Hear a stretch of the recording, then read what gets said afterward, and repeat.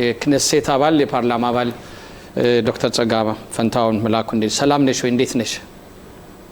ጤና ይስጥልኝ። እኔ ደህና ነኝ እግዚአብሔር ይመስገን። እንግዲህ አንቺ እያልን ነው የምንወያየው ከይቅርታ ጋር። ምንም ችግር የለም።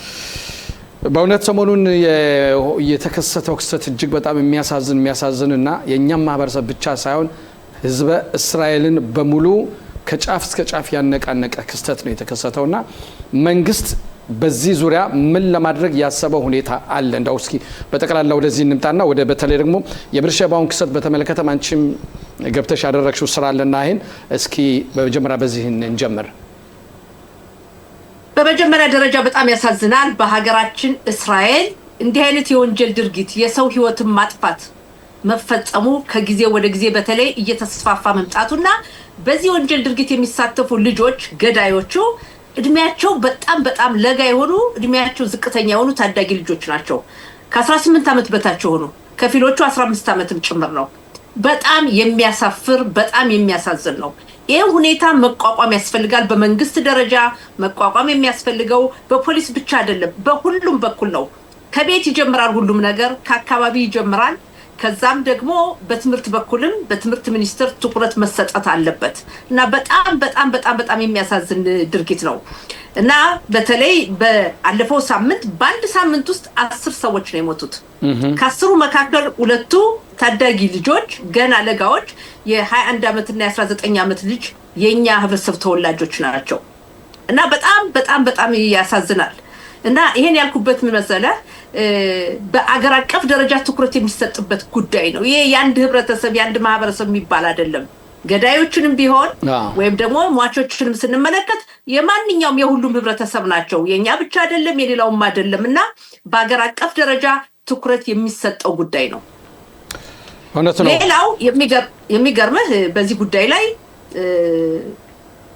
አስቸኳይ ውይይት መካሄድ አለበት በክነሴት። ዛሬ አሁን ክነሴት ነው ያለሁት። ክነሴት ረፍት ጊዜ ነው ያለነው፣ ግን በዚህ መወያየት ያስፈልጋል፣ መነጋገር ያስፈልጋል። በአገር አቀፍ ደረጃ መፍትሄ እንዲሰጠው። እንዴት ነው መፍትሄ የሚሰጠው? በትምህርት ቤቶች ልጆች ከትምህርት ቤት በኋላ ከሰዓት በኋላ ምንድነው የሚያደርጉት? የተለያዩ የሚንቀሳቀሱበት ጊዜ ስፖርት፣ ሙዚቃ፣ የተለያዩ ነገሮች ከሌሉ ከትምህርት ቤት በኋላ የት ነው የሚያሳልፉት? እነዚህ ልጆች ባልሆነ ቦታ ነው የሚያሳልፉት። ይሄን ያስፈልጋልና በጣም ነው ያዘንኩት። በተለይ ቆይት እየገልጻለሁ በትላንትና ሁለት በበርሸባ ያየሁት ነው። እሺ አመሰግናለሁ። ተስፋይ ወደ አንተ ልምጣ። ጤና ይስጥልኝ በድጋሚ ዶክተር ጸጋ። እንግዲህ በእውነት ትላንትም በፔታህ ቲክቫ የተከሰተውን በሰፊው አስረድተሽናል። እዛም በእውነት ያደረግሽው ድርጊቶች ናቸው። እንደገና ደግሞ በርሸባም ያጋጠመሽ ተመሳሳይ ነው። የቤርሸባውን በእውነት ቀደም ብዬም አቶ መላኩን እንደጠየቅኩት ብዙ በሚዲያም በተለያዩ የሚወጣ ብዙ መረጃዎች የሉንም። የምታውቂው ነገሮች ያው በቅርቡም ስላየሹ ስለሱ ማወቅ ፈልጌ ነው። ያው ተመልካቾቻችንም እንዲያውቁት ፈልጌ ነው።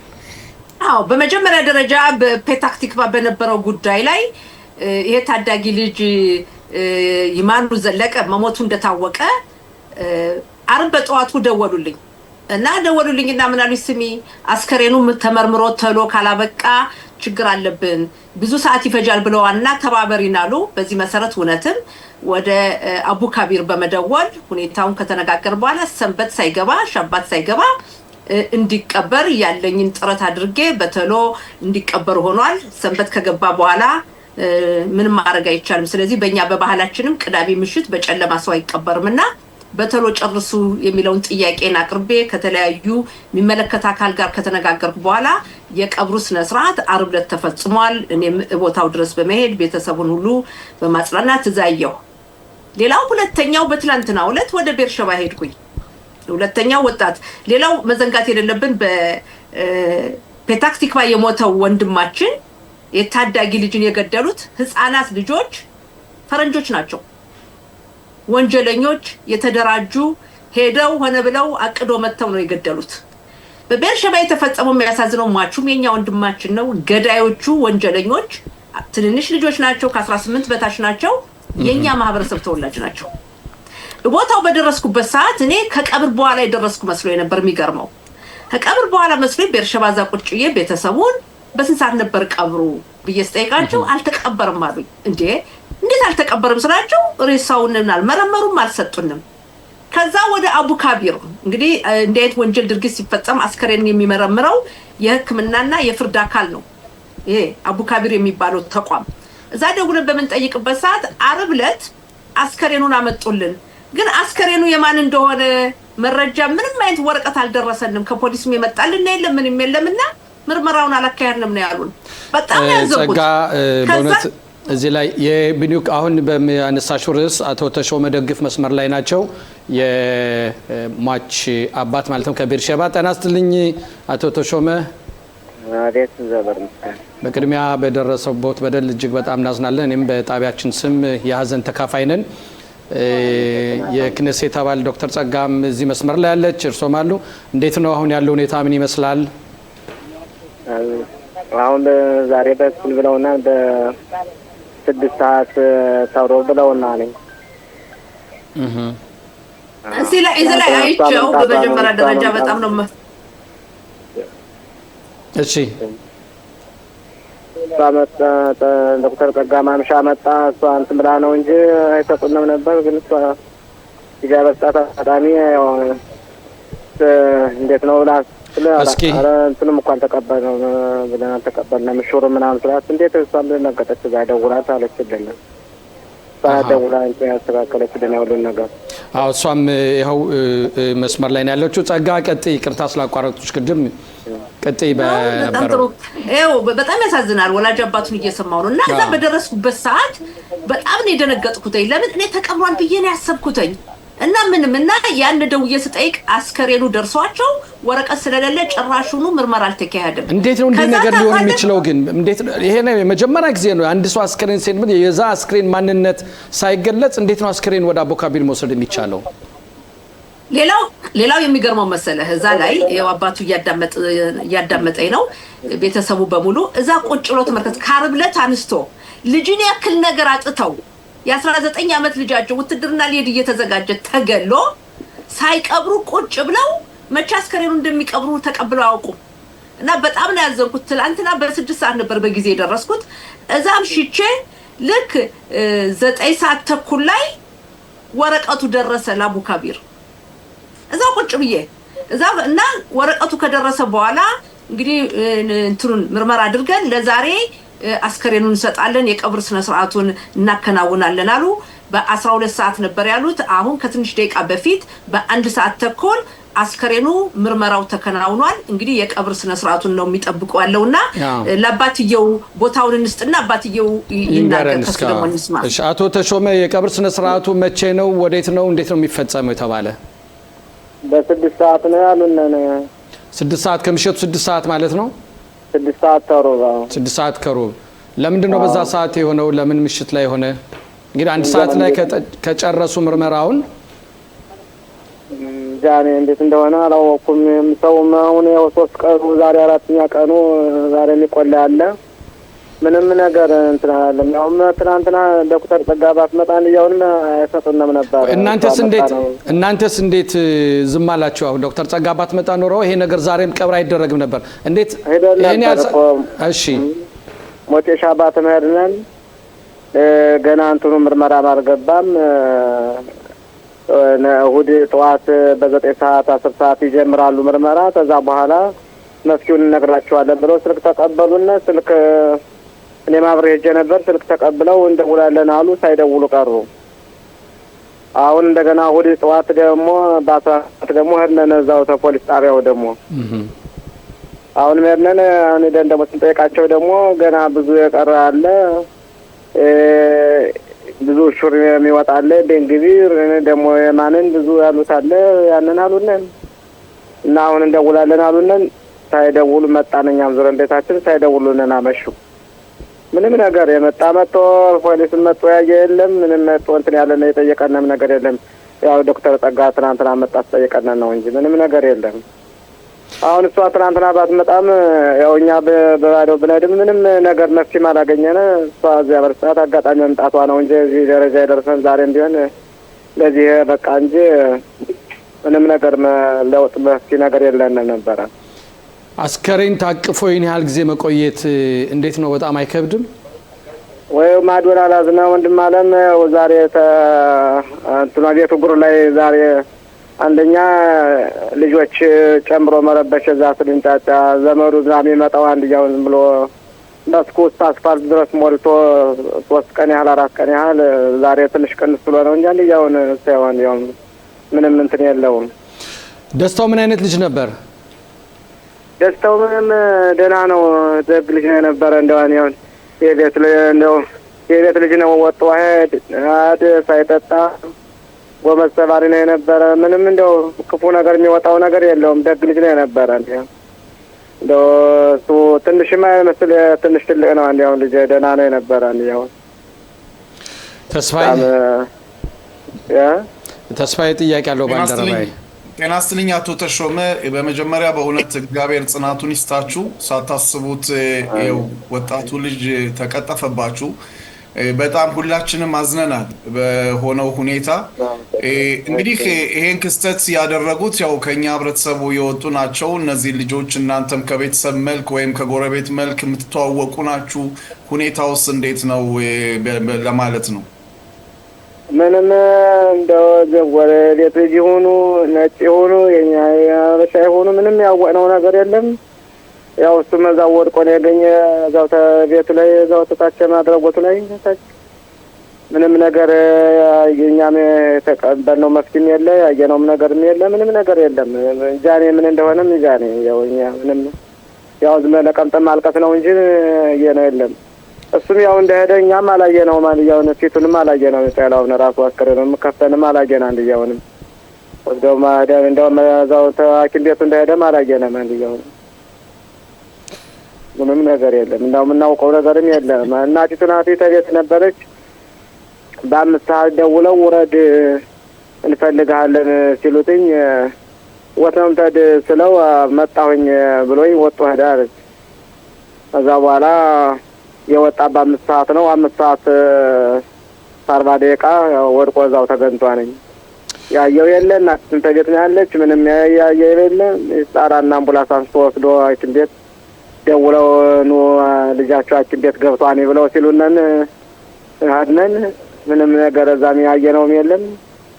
ደንግጠን አሁን እሱም ሙቷን አሉነን ወስደናው ወደ ሌላሉን እዛው እያለቀስን ዝም ተመለስን። ወንድም አላ በጣም አስቸጋሪ ነው። እንደው እንዴት እንደሆነ አላውቅም። ወጥቶ እዛ የሚያመሽና የሚጠጣ የሚያጤስ ቢሆን እኮ መቼም እዛ ጓደኞች ጋር ተነጋግሮ ወይም ደግሞ አንዱ ጋር ተነጋግሮ እንላለን። ምንም ነገር የለውም። እንዴት እንደሆነ እንጃ። የቤት ልጅ ነው። እንደው ጥሩ ልጅ ነው የነበረ።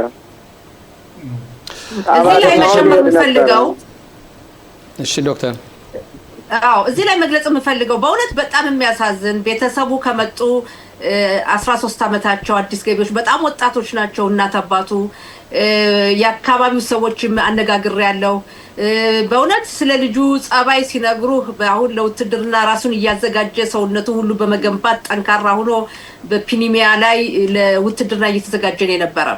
ሌላው ትልቁ ነገር የተመለከትኩት ከቅርብ ወገኖቼ እስራኤል ሀገር በጣም ትንሽ ናት። ነገር ግን ምናውቀው በመካከል ሀገር ያለ ሰውና በዳር ሀገር ያለ ሰው ያለው እንክብካቤ የተለያየ ነው።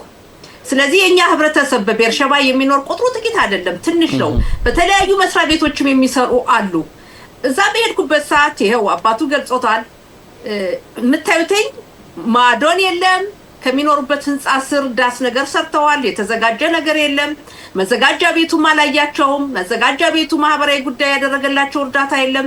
የኛ ህብረተሰብም ቢሆን የአካባቢው ዘመዱ ወገኑ ለመቅበር መጥቶ እዛ በብዛት ታያለህ እንጂ ሚረዳ የሚንቀሳቀስ የለም። ስለዚህ ወገኖቼ በተለይ በተለያዩ መስሪያ ቤት ያላችሁ ሆነ በመስሪያ ቤት ያለለም ቢሆንም ትንሽ ሀገሩን የምናውቀው ቋንቋውን የምናውቀው ባህሉን የምናውቀው መስሪያ ቤቶችን የምናውቀው የትም ቦታ ቢሆን መርዳት አለብን ወገናችን። በትላንትናው ዕለት ያየሁትኝ እኔ ሌሊት ነው ቤቴ የገባሁት።